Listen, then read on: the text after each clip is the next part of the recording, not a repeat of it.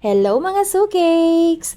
For today's video, samahan niyo akong gawin yung unicorn theme cake na order sa akin last week. So, obviously, eto na naman po ay late upload ulit. So, dapat ako ay nagpapahinga lang and wala talaga akong balak mag-upload today. Dahil nga kahapon, ako ay nag-general cleaning. Talagang lahat ng dapat linisin ay lininis ko, naglaba, namalansya, nag-defrost ng ref, at kung ano-ano pang pwedeng gawin. So, ayun, sabi ko, deserve ko naman sigurong humilata and magpahinga ng kaunti. So, syempre, hindi naman pwedeng humilata tayo maghapon. Syempre, nagluluto pa rin kasi syempre meron tayong junakis. And kailangan pa rin nating kumain. So, paano tayo kakain kung hindi tayo magluluto? Hindi ba?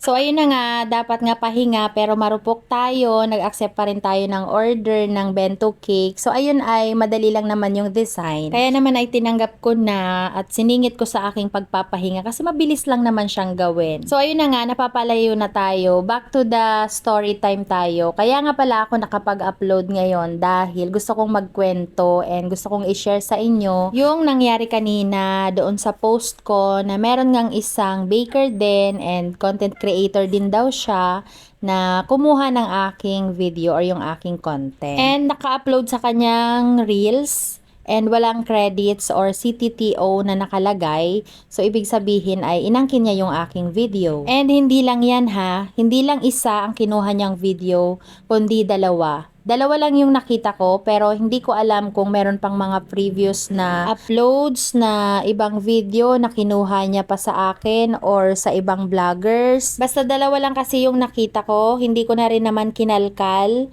kasi sa dami ng videos. And ayun nga, kung tatanungin niyo ako kung paano ako nalaman, message ako ni Shaina Timbang. Alam ko naman na kilala niyo siya. So ayun, sabi niya, Ate Kai, di ba sa iyo tong video na to? Kasi familiar daw yung table. So sabi ko sa kanya, oo nga no, sa akin yan. And sabi niya sa akin, i-check ko pa daw yung ibang videos nung nag-upload dahil meron pa siyang nakitang ibang videos ko. So ayun nga, dalawa lang naman yung nakita ko. So ayun nga, bakit ko nga ba sinasabi ito? Ako, aminado naman ako sa sarili ko na ako ay gumagamit din ng mga background music or background motivational speech, yung mga ganon, yung mga nagsasalita.